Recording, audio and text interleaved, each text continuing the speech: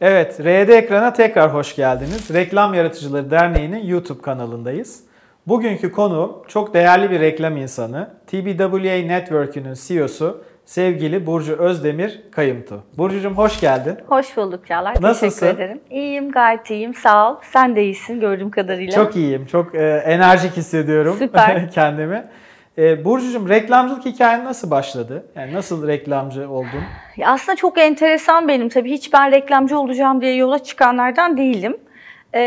Ama bir yandan da hayat beni oraya götürdü. Çünkü hatırlarsanız böyle lise dönemlerinde rehberlik öğretmenleri vardı. İşte ben 79'luyum. İşte bizim jenerasyon hatırlar. O dönem moda olmuştu. Okullarda öğretmenler yol gösterirdi. Ben de üniversiteye hazırlanacağım ama ben süper çalışkan bir öğrenci değildim. Gerekeni yapardım, almam gereken notu alıp yoluma devam ederdim. Fakat tabii sosyaldim. Sosyal bilimlere ilgim çok fazlaydı. İşte öğrenci kulüplerinde filan aktiftim. Tabii öyle olunca bana öğretmenim dedi ki oradaki, Burcu dedi yeni bir bölüm açılacakmış İstanbul Üniversitesi'nde. Acaba sen buraya yazsan mı? O bölümde reklamcılık bölümüydü. Yazdım, kazandım. Ve böylelikle aslında bir reklamcılık deneyimi başladı. Fakat hiç kimseyi tanımıyorum. Yani okullusun ama harika bir şey bu. Okulluyum, evet. Ve CEO mertebesine gelebilmiş bir okullusun. Bu çok gelebildim, kıymetli. evet. Vallahi çok şükür gelebildim. Tabii ama her şeyin çalışmaktan geçiyor. Öyle çok okulla da ilgisi olduğunu düşünmüyorum. Fakat tabii her şey çok iyi biliyorsun, staj, sektöre adımı atabilmekle başlıyor. Doğru. Orayı çok zorladım.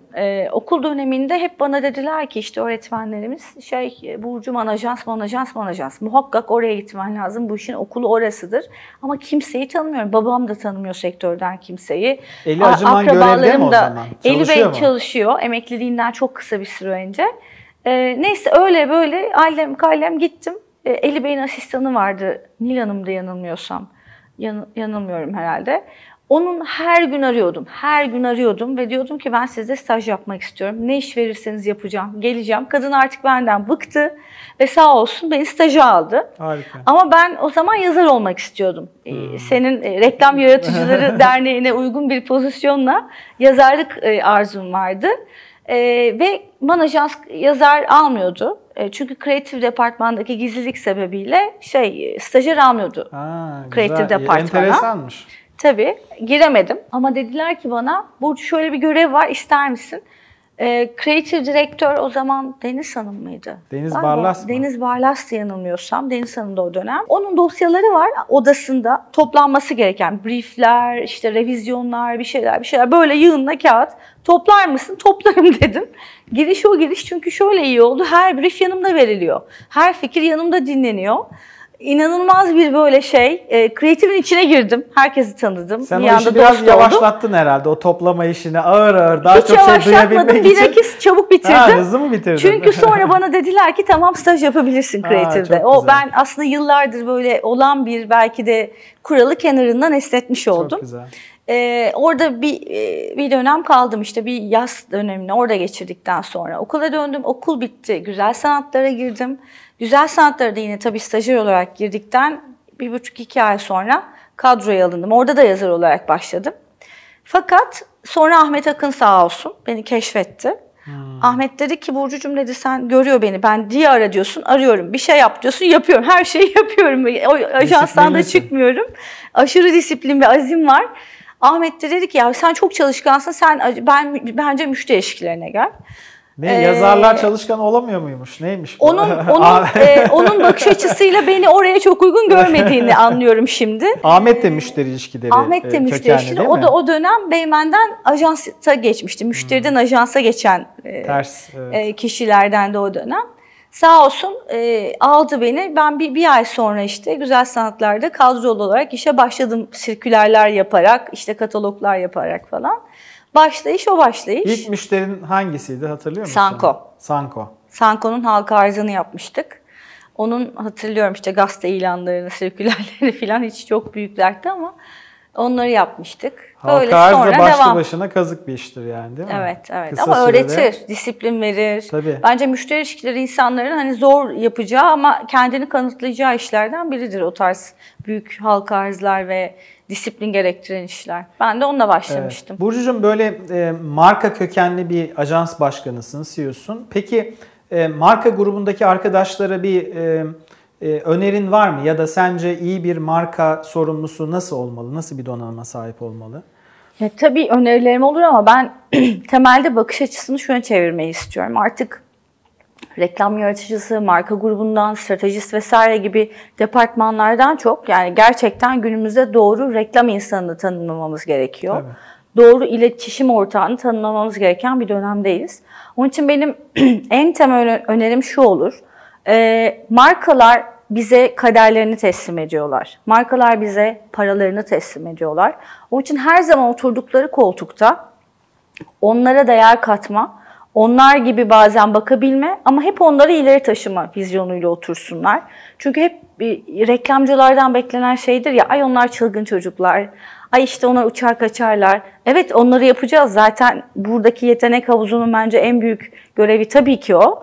Ama bunun yanında bizlerin özellikle hem yöneticiler olarak hem de markaya teslim olan kişiler olarak bizim yapmamız gereken onların aslında hem o taraflarını beslemek, onlara ilham vermek, doyurmak, hem de onlar gibi bazen düşünüp onların business'ını bazen onlardan fazla önceliklendirmek gerekiyor. Bence bu bakış açısına geçerse marka yöneten arkadaşlar, bu disiplinle bakarlarsa daha başarılı olurlar. Tabii en önemli şey bence azmetmek, çok çabalamak ve biraz şunun farkında olmak. Bugün yaptığımız ben hep onu düşünürüm. İlk sektöre girdiğimde, ilk kristal elmaya gittiğimde hiç kimseyi tanımıyordum. Çaylak bir kızdım işte. Bu acayip etkileniyordum her şeyden. Aman Allah'ım, büyülü sektör filan. Sonra şunu gördüm, her geçen yıl yaptığımız işler bu sektöre de, Türkiye'nin tarihinde bir yerlere de bir şeyler bırakıyor. Tabii. O bıraktığımız izlere bence odaklanmamız lazım. Yani ister marka yöneticisi ol, ister kreatif ol, ne yaparsan yap, o işte evrene attığımız çentiklerdir bizden sonra hatırlanacaklar. Hep ona odaklansınlar. Peki, yaptığımız hiçbir şey boşluğa gitmiyor. Güzel bir soruyu doğurdun. Karbon ayak izi diye bir şey var biliyorsun. Evet. Sence reklam ayak izi diye bir şey var mı? Yani kültürün Tabii ki oluşumunda, var. yapılanmasında etkisi olan. Çok var tabii ki, yani düşünsenize hepimiz ekranların başında, dijitalde şimdi maruz kaldığımız bilgileri, mesajları düşün. Herkesin etkilendiği, geriye baktığında hatırladığı kesinlikle reklamlar, iletişimler var. İşte akşama babacığım unutma, Ülker Getir'den tut da bir sürü şeydir, jingle'dır kafamızda kalan.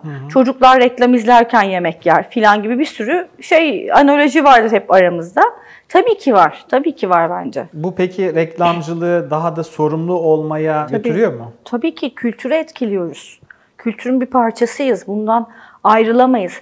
Dün bir toplulukta konuşuyorduk. Reklamcı kimdir, reklamcı nedir, reklamın Türkiye ekonomisindeki yeri nedir, büyümeli midir? Bunları hep tartışırken şunu düşündük.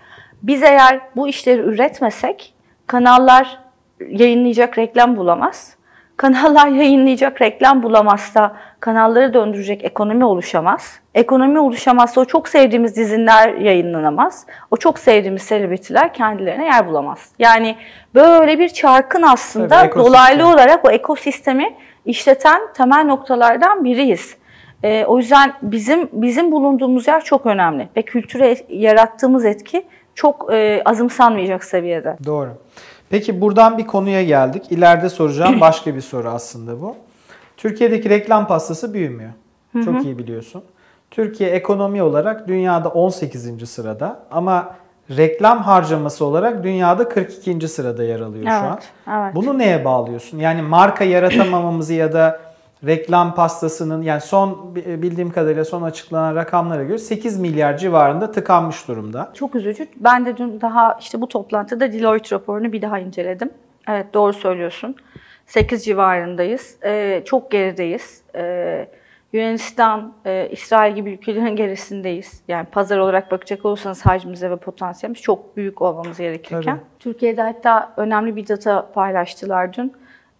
Reklam Verenler Derneği Başkanı Ahmet Bey de hep söylüyor. Kozmetik sektöründen küçüğüz. Hani böyle bir şey olamaz. Onlar 11 civarı, biz 8 civarıyız hacim. Evet, yani bunlar çok üzücü datalar. Kesinlikle potansiyelimiz çok büyük. Reklam verenlerin sektöre inancı arttıkça, sektörün etkisi ölçülür ve itibar edilir oldukça bence çok daha büyüyecek. Devletin teşviği çok önemli. Yani bizi gerçekten bu sektörün etki alanını daha iyi anlatmamız gerek onlara.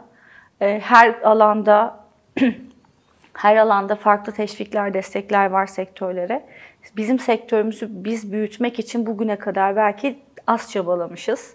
Herkes kendi küçük silolarında bunu yapmaya çalışmış, ajansçıklarında. Fakat şimdi aslında topyekün bir hareketle, işte Volkan İkiler bu konuda çok bence emek harcıyor. Ahmet Bey çok büyük emek harcıyor. Çok değerli insanlar, çok gayretli insanlar. Kesinlikle. Aynen. Onlar şu noktada bence tam da hem zor bir dönemde hem de aslında fırsat olan bir dönemde belki bunu yukarı taşımak için oldukça çalışıyor ve bence potansiyelimiz çok büyük. Peki siz TBWA olarak Türkiye'nin en büyük ajanslarından birisiniz. Çok geniş de bir müşteri portföyünüz var. Bu bağlamda yeni reklam veren yaratabilmek anlamında bir efor harcıyor musunuz? Ya da böyle bir stratejiniz var mı? Var. Biz bunu çok uzun zamandır yapıyoruz. Yani şöyle potansiyel gördüğümüz, startup diyebileceğimiz yeni girişimlere ilk günden itibaren destek olup yanında olmayı seviyoruz ve bunu yapmaya çalışıyoruz. Yemek Sepeti benim ilk müşterilerimden biriydi TBWA'ya başladığımda. Ve o günden bugüne işte Nevzatların geldiği durumu hep beraber görüyoruz ve gurur duyuyoruz. Ama ben logosunun yapıldığı zaman Murat Ali yapmıştı, adını da zikredeyim. O günden bugüne gelişini büyük bir mutlulukla ve gururla izledim. Böyle hikayelere daha çok ihtiyacımız var. Yeni marka yaratmak için hatta şimdi yeni bir sosyal sorumluluk projesi var. Şimdi adını söylemeyeyim ama Türkiye'den bir marka çıkarıp ve global ölçekli mi? Global ölçekte bir şey yapma, Türkiye'nin markalarını bir araya da toplayacak bir değer yaratma gibi bir proje var. Ona destek vermek istiyoruz. Startuplara gerçekten destek olduk. İşte ikinci el giysi satımından tut da bir sürü app'ler yeni çıkıyor. Onlara gerçekten ajans desteği verebilmek için normal range'lerimizin çok altında hizmet bedelleriyle çalıştık. Oraları desteklemek istiyoruz ve inanıyoruz. Genelde dijitalde herhalde bu verdiğiniz destekler. Yok, televizyonda da oluyor. Yani şöyle. Yok, dijital yani e-business anlamındaki çok startuplar. Çok e-business olmayanlar da olabiliyor. Yani şimdi adını vermeyeyim çünkü scale'ları konuşmaya gerek yok. Markalar önemli ama evet ATL, BTL iş yapacak ama benim yeteri kadar sizinle çalışacak bütçem yok ama ben sizle çalışmayı tercih ediyorum diyenlere de kapımızı açıyoruz. Ben normalde o bütçelere inmeyecekken sadece o iş alanında potansiyel gördüğümüz, bizi kreatif olarak besleyeceğine inandığımız yerlere kapımızı açıp müşteriyi tabii ki davet ediyoruz. Peki hissedarlık yapıyor musunuz ajans olarak? Öyle bir business gördünüz. Orada da bir potansiyel var. Yani TBWA'nin böyle bir şeyi var mı dünyada, bir duruşu, bakış açısı? Yok.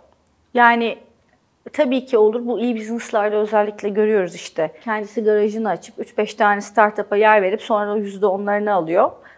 Böyle bakış açıları var özellikle o e-commerce dünyasında. Biz de oralarda değiliz ama tabii ki düşünmedik değil. Tabii ki yatırım da yapılır gerek olursa fakat o oralara varan ilişkiler olmadı. Şimdi senin bu yakın zamanda terfin açıklandı. Sen dedin ki zaten bu benim yaptığım bir görevdi. Uzun zamandır doldurduğum bir koltuktu. Sadece adı anons edildi. Bunu anons ederken de Cem Topçuoğlu dedi ki Burcu bizim ekibimizde yer alan özverili çalışmalarıyla yıllardır dikkat çeken değerli bir arkadaşımızdır dedi.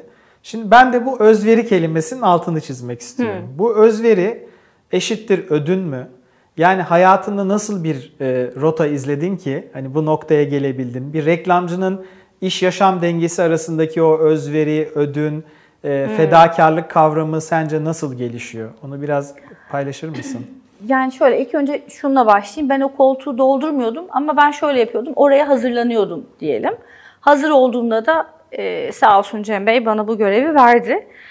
Ona da gerçekten teşekkürlerimi ve minnetimi sunuyorum. Çünkü bana da çok katma değeri olmuştur onun. Buraya tabii gelirken o özveri neydi? Şöyleydi. Tabii ki çalışmak. Yani onun arkasında çalışmakla her şey oluyor. Emek ve zaman ayırmakla oluyor. Bazen evet ailenden, bazen özel hayatından çalarak bunu yapmak oluyor.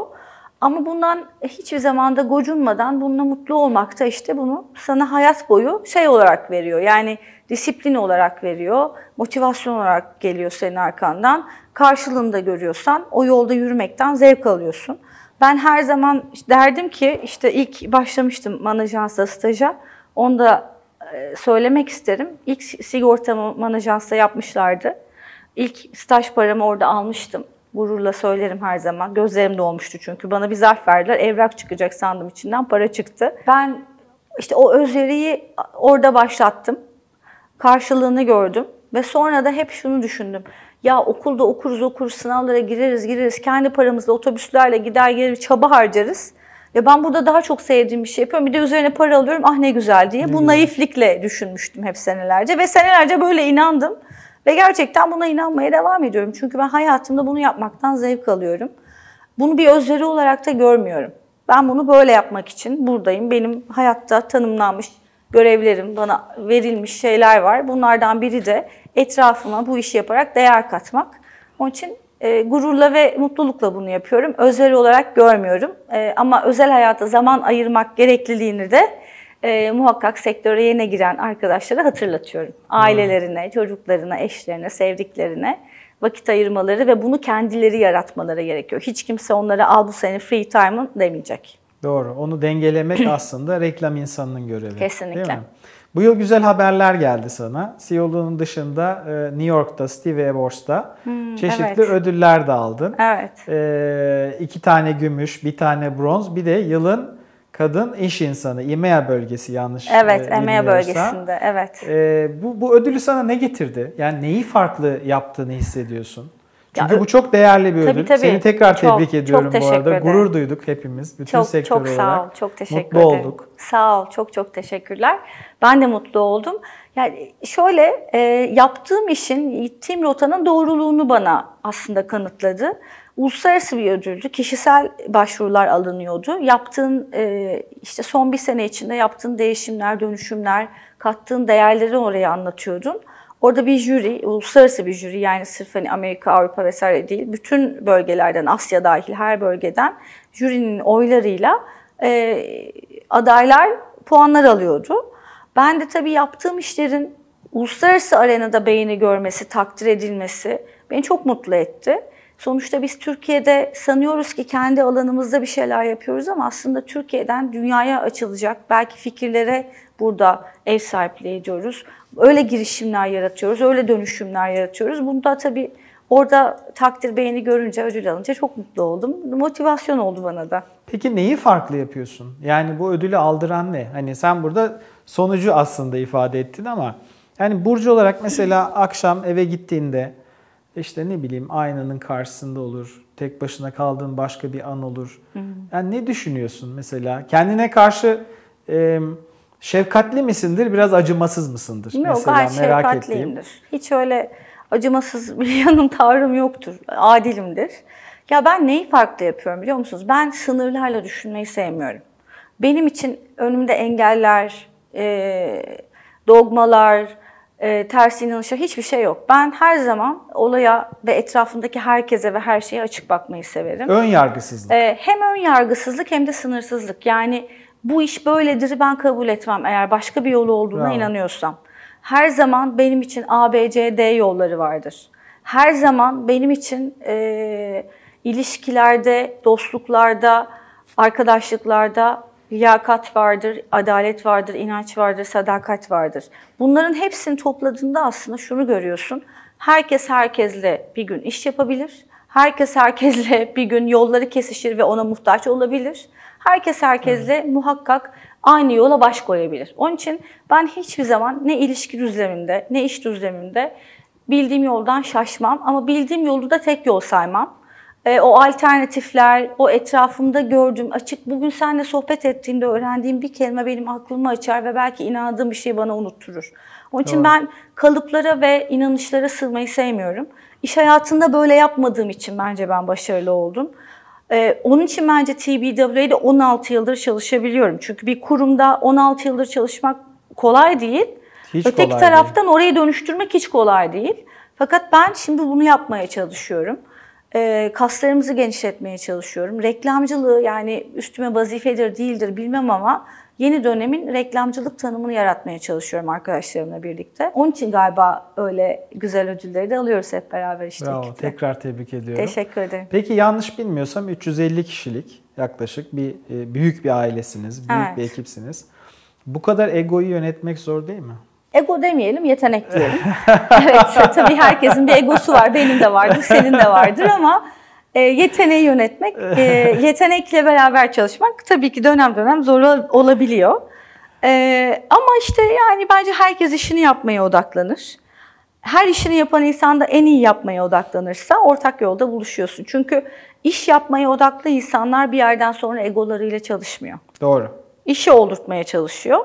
Ben işi oldurtmaya çalışan insanlarla çalışmaya çalışıyorum. O zaman oluyor.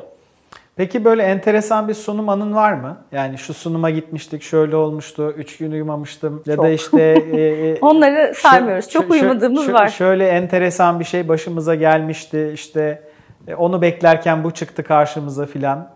Ya çok anım var ama daha küçükken hani bu sorumluluk sahibi olma meselesi var ya, hani ilk günden itibaren oturduğun koltuğa bir şey katma.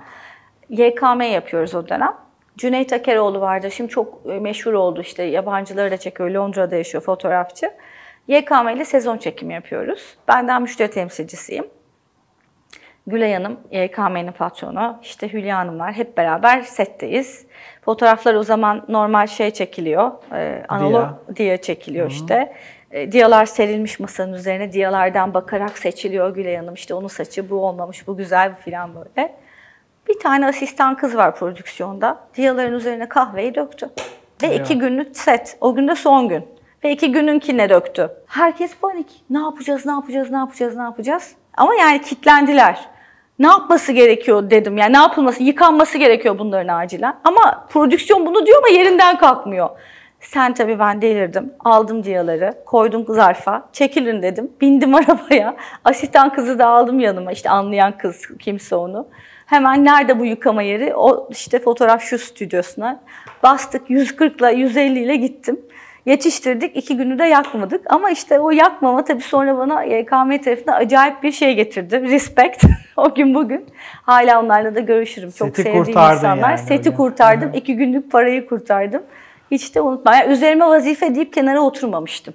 Böyle benim anlattığım anılarımdan biridir ekiplere. Mad Men sever misin? Mad Men dizisini izliyor muydun? Evet izlemiştim. Yani bayağı izledim birkaç sene. Orada peki hani beğendiğin, ya işte tamam böyle işte filan dediğin, kendine yakın bulduğun bir karakter var mıydı? Yoktu. Hiç hatırlamıyorum. Öyle hiç düşünmemiştim. Ya ben orada neyi seviyordum? Oradaki ortamı seviyordum. Karakterler falan tabii çok erkek egemen bir dünya tabii olduğu için orada o hegemonya Peggy içinde, var yani işte orada yani onu biraz Peggy de kızcağız yazık çıka anca çıkıyor oradan, yazar zor. Evet. Ya orada tabii ben yönetici olduğum için şimdi gidip ben şey yapamayacağım, hani gidip hangisi olacağım seçemeyeceğim ama ben ortamını çok seviyordum dizinin. Hani şu bu olurdum diyemem ama o düzeni, o pırıltılı dönemi, evet. İşte kereviz saplarıyla gelen domates sularını hepimiz çok seviyorduk. O dönemden sonra ajansa domates suyu mu verdin sen falan diye böyle arada düşünmüyor değildim ama sonra tabii. Viski de içiyorlardı bayağı ama domates suyu daha iyi. Ben de onu tercih etmişim bak gördüğün gibi. Tabii gündüz gözüyle bir de buzsuz içiyorlar. Nasıl içiyorlar anlamıyorum o kadar viskiyi ama. Peki bu kadar yıl sen networklerde çalıştın. Hiç kendine sordun mu acaba lokal bir ajansta çalışsam nasıl olurdu? Ya da kendi ajansını hiç kurmayı düşünmedin mi? Hiç böyle bir dürtü gelmedi mi içine? Gelmedi. Yani çünkü ben şeyi seviyorum.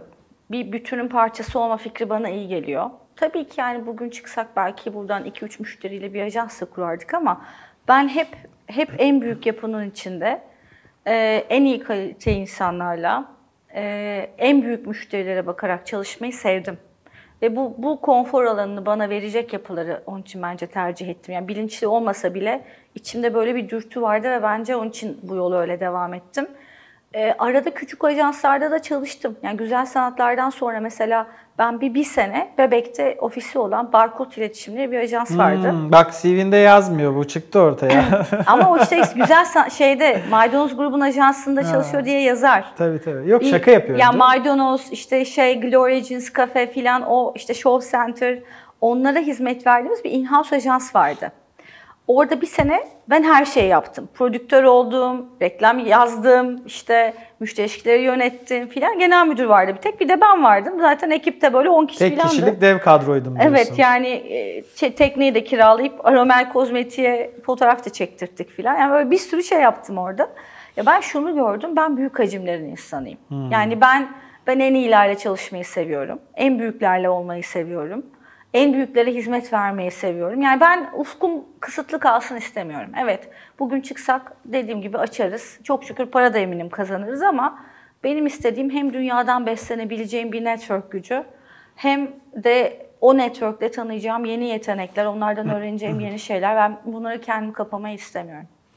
Peki 2016 yılında Gay Turtle'la siz Cannes'da ödül aldınız. Evet. Orada bir röportaj yapmışsın bir arkadaşla. Galiba Medyaket grubundan birisi. Evet, olabilir. Orada diyorsun ki bu fikir ilk geldiği zaman ajansta, yani o ilk baştan zaten parlıyordu. Yani iyi bir fikir olduğu belliydi.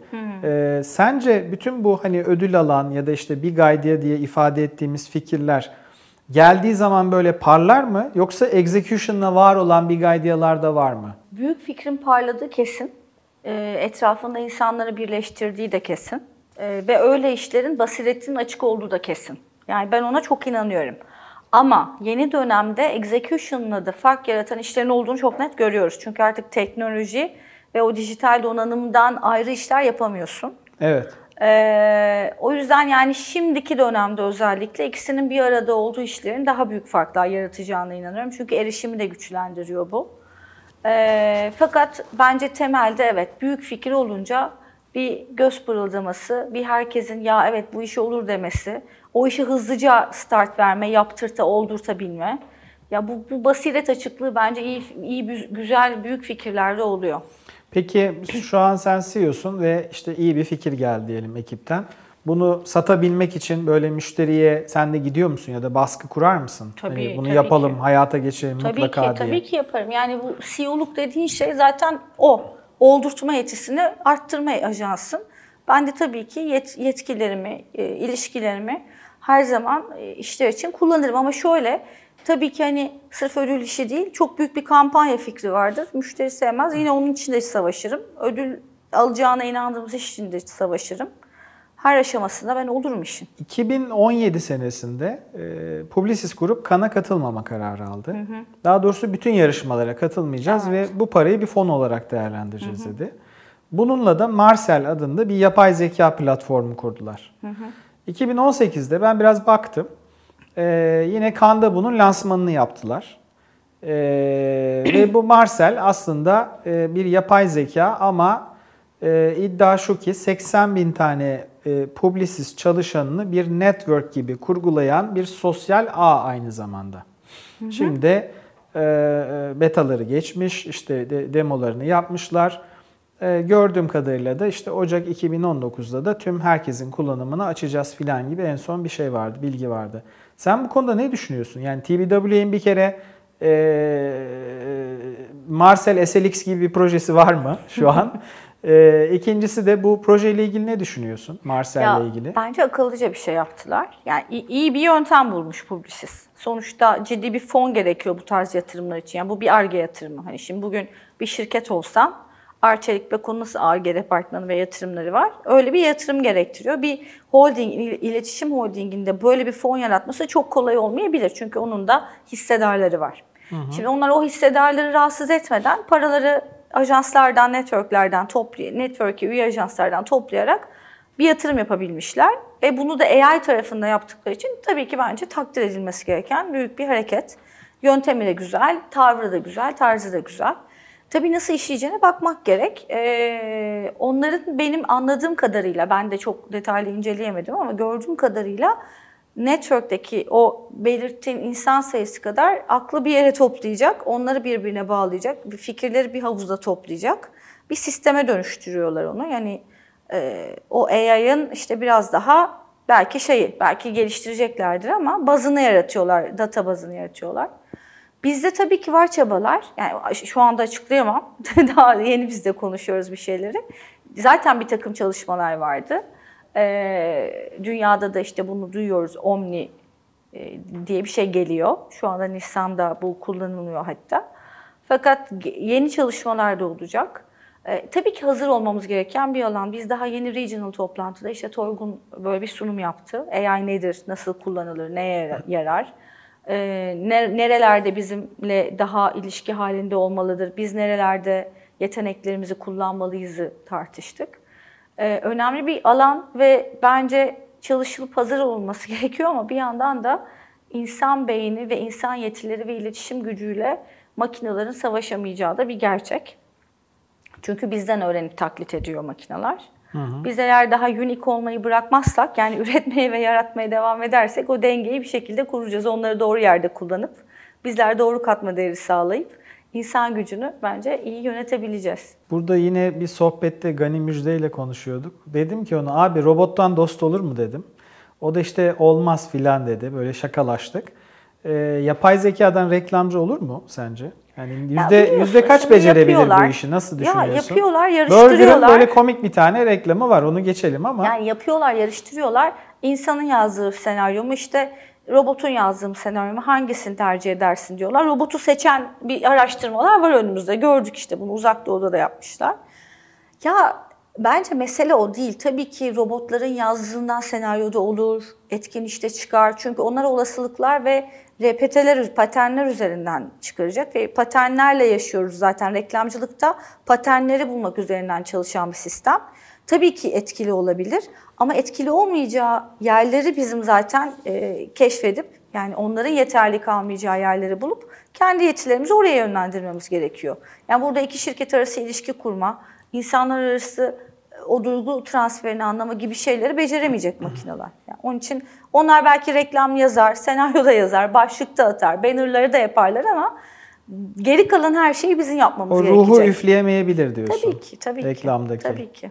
Peki geçen senelerde yine Unilever'in CMO'su Kate Wheat bir açıklama yaptı. Bu influencer marketing ile ilgili. Artık dedi daha gerçekçi, trustable, işte şeffaf, raporlanabilir bir influencer marketing'e geçmemiz gerektiğini düşünüyorum dedi. Çünkü çok böyle şişirmeler olduğunu düşünüyorum. Oradaki takipçiler, etkileşimler içerisinde. Ancak böyle büyür bu sektör diye böyle biraz hafif de atarlı bir açıklama yaptı. Ondan sonra tabii Unilever'in CMO'su olunca da ses getirdi dünyada. Influencer marketing konusunda ne düşünüyorsun? Yani önemli. Fakat doğru tool'lar, doğru ölçümlerle etken insanların kalması gereken ve çöplüklerin temizlenmesi gereken bir süreçteyiz. Yani bu böyle devam edecek bir müddet. Hızlı büyüdüğü için bir clutter, bir şişirme var değil mi? Sosyal medya aynen çok hızlı. Zaten sosyal medya çok hızlı büyüdü. Ülkemizde de öyle işte görüyorsun yani Instagram kullanım, Facebook kullanımlarını filan. Dünyada ilk sıralardayız. Öyle olunca tabii o enflasyonda da kendine yer edinmeye çalışan insanlar var. Bu insanların bir kısmı gerçekten donanımlı, etik ve gerçekten bir şeyler var ettiği için orada var. Takip ediliyorlar o yüzden. Bazıları ise işte havadan öyle fırsat bulmuşlar, alan yaratmışlar. İşte birkaç milyon takipçi almışlar. Yani onları analiz etmek, hedef kitlemle nerede çakışıyor bakmak. Şimdi biz bu alanda 3 tane tool satın aldık. Dünyada en aktif kullanılan, belki Türkiye'de bazı influencer ajansların bile elinde olmayan tool'lar aldık. Gereçler satın aldık. İngilizce kullanmak istemiyorum. Bu programları mesela biz bir tanesinden geçiyoruz, ikincisinden de analiz ediyoruz, üçüncüsünden de geçirdikten sonra bir influencer planlaması yapıyoruz müşterimize yapacaksak. Yani aksi takdirde sadece ay bunun şu kadar like kalmış, bu kadar da takipçisi var diye hiçbir zaman artık markaları biz kişiye önermiyoruz. Bu arada Türkçe dediğin için söylüyorum. Bizim de ajans olarak bir gayretimiz var. Influencer'a dijital kanaat önderi diyoruz. Çok güzel. Dijital kanaat önderi iletişimi, yani böyle bir jargon oturtmak için burası da kanallardan birisi. İnsanlara tabii, duyurabileceğimiz. çok doğru. Bundan sonra dijital kanaat önderi diyebiliriz. Bence değil de mi? Yani mantıklı, en azından biz düşündük. Böyle bir şeyin akıllıca olduğuna karar verdik. Peki Martin Sorrell. Sever misin? Martin Sorrell'i beğeniyor musun? Şimdi çok enteresan bir adam. Tanımıyorum tabii, ama takdir ediyorum tabii ki. Olarak. Çünkü kendisi bir reklamcı değil esasen. Finansçı. Ondan sonra farklı işte bir iş kurmuş. Ondan sonra ufak satın ala işi büyütmüş. Ve hatta onun için şöyle diyorlar. Hayatında hiç reklam yapmadan dünyanın en büyük reklam network'ünü kuran adam diyorlar. Şimdi şöyle enteresan bir şey var. Ben hani bir ara okumuştum, bu adam önemli birisi diye hani dünyada. Ne yapıyor, ne ediyor filan. 2000 yılında İngiltere'de kraliçe ona Sir ünvanı veriyor. Biliyorsundur. Sir Martin Sorrell. Bu seremonide de bir tane kalkan ya da işte öyle bir sembolik bir şey veriyorlarmış. Hani Sir ilan ettiklerinde. Kalkanın üzerine de ne yazalım diye sormuşlar Martin Sorrell'e. Martin Sorrell demiş ki benim kalkanımın üzerine sebat ve hız yazın. Şimdi hani WPP, işte Türkiye'de 34 tane ajansı var bildiğim kadarıyla. Sebat ve hız demiş adam reklamcılık şeyine ya da işte o başarıyı getiren. Sen buna katılıyor musun? Reklamcılık böyle bir şey mi? Vallahi öyle bir şey. Doğru demiş. Reklamcı olmadan öyle dediyse.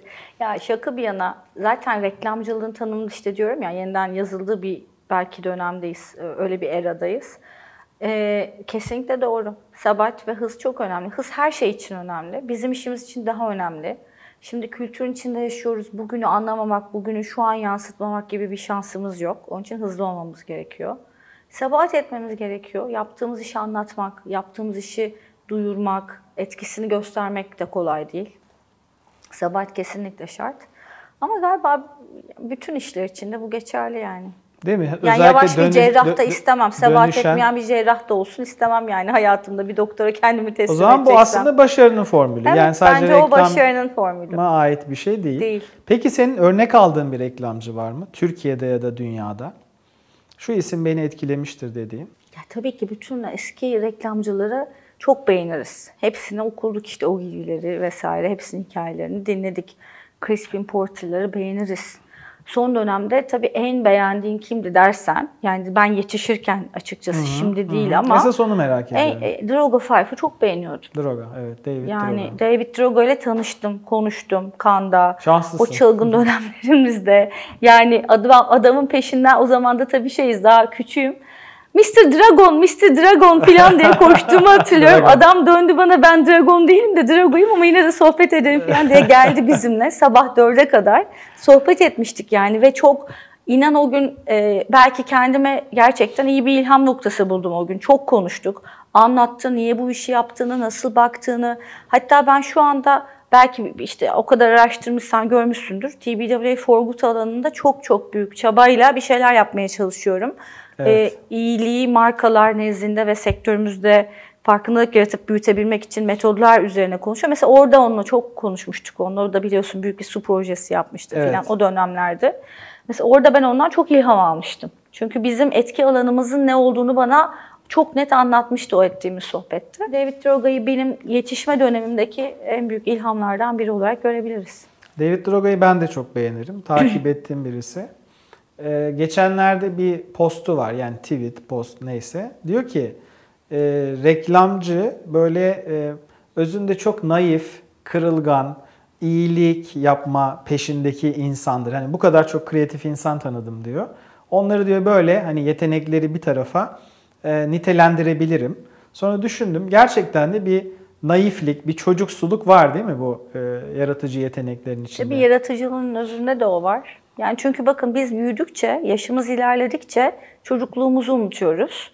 O naifliğimizi unutuyoruz. Günlük telaşın içine girip kayboluyoruz ve o zaman da gerçekten üretemiyorsun. Bir şeylerin başka açıdan göremiyorsun. Öğretildiği, sana söylendiği gibi yapıyorsun. Ve daha yaratma, kreatif gücü olan insanlarda da şu çok oluyor. Onlar köşelere göre girmiyorlar, şekile girmiyorlar, açık bakabiliyorlar. Öğretilenlerden öte bir şeyler hayal edebiliyorlar. Onun için bu gücü bence unutmamak gerek. Burcucuğum, yine izleyenlere yararlı olacağını düşündüğüm bir soru sormak istiyorum sana.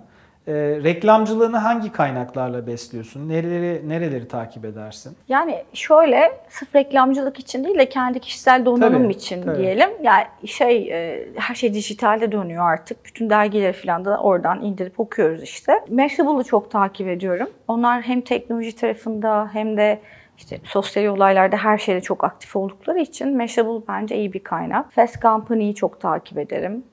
Financial Times takip ederim. Yani çok Financial Times adı gibi değil bence. İçeriği de çok evrensel ve dünyadan olduğu için, farklı section'lara da dokunduğu için onu çok beğenirim.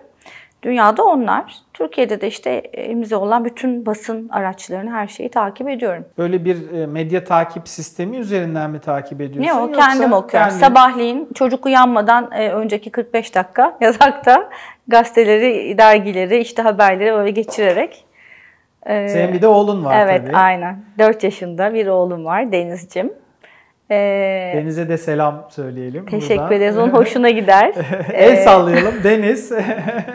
Canım oğlum. İşte o tabii benim çok büyük enerjim, motivasyonum, her şeyim. Onun için o uyanmadan ki dönem besleniyorum. Sonra onunla oynuyorum işte. Sonra harika. İşe gidiyorum, dönüyorum, oyun oynuyorum, uyuyoruz. Böyle bir life cycle'ım var. Oyunla öğreniyor zaten insan. Tabii. Değil mi? Öyle kesinlikle öyle. Var. Kesinlikle.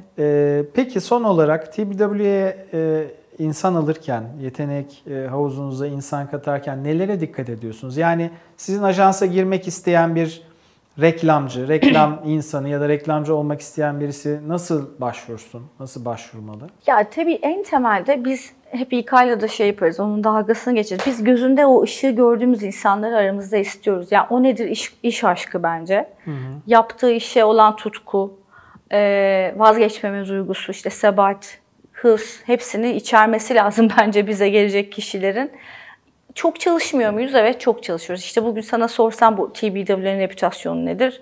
Dersin ki ya Burcu çok çalışıyormuşsunuz fabrika gibi falan. Eminim biz pek sektörde demeyiz. konuşuluyor. Biz de çok çalışıyoruz açıkçası. Ben de hep arkadaşlarıma onu anlatmaya çalışıyorum. İçeride bizimle senelerce ya biz çok çalışıyormuşuz işte böyle. Ya herkes çok çalışıyor. Artık çok çalışılmayacak bir dönem değil. Yani onu bir kere kenara atın. O bir gerçek, kabul edeceğiz, yaşayacağız onu. Evet. Ama onun dışında işe olan aşkı kaybetmemek lazım. Kendini yetiştirmek lazım. Gerçekten dünyalı olmak lazım. Yani bugün buradayım ama etrafımda neler oluyor? Bu kıta coğrafyada, bu dünyada.